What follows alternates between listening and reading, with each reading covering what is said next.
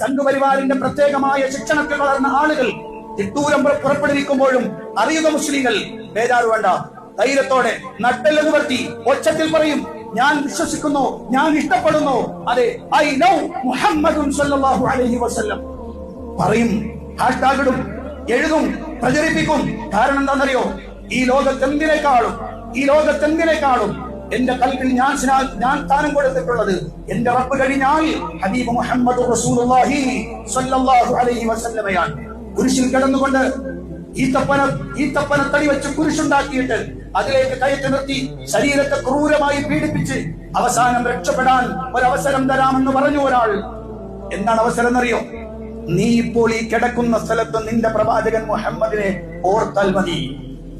ആ സമയത്ത് ചോര വാരുന്ന കൈകളും ചോര ഒലിക്കുന്ന ശരീരവും മഹാനായ ഖുബൈബ് റളിയല്ലാഹു അൻഹു പറഞ്ഞ വാക്കെന്നറിയോ? അവിടുന്ന് നീ എന്ത് മനസ്സിലാക്കി? ഞാനും എന്റെ പ്രവാചകൻ തമ്മിലുള്ള ബന്ധം നീ എന്താ മനസ്സിലാക്കിയത്? നിനക്കറിയണോ?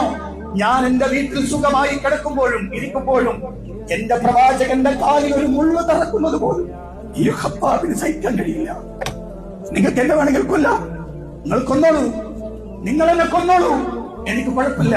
പക്ഷെ എന്റെ പ്രവാചകന്റെ കാലിൽ ഒരു മുള്ളു തറക്കുന്നത് പോലും സഹിക്കാൻ എനിക്കാവില്ല എന്ന് പറഞ്ഞ പ്രവാചകനെ ഇഷ്ടപ്പെട്ട സ്വഹാബത്തിന്റെ പിൻഗാമികളായ നമ്മളോട് ഏതെങ്കിലും ഒരുത്തൻ വന്നുകൊണ്ട് അത് പറയല്ലടാ എന്ന് പറഞ്ഞാൽ നീ നടന്നോ? അത് പറയും. എന്റെ നാവ് ചലിക്കുന്ന കാലത്തോളം, എന്റെ ശരീരത്തിൽ റൂഹുള്ള കാലത്തോളം ഞാൻ പറയും,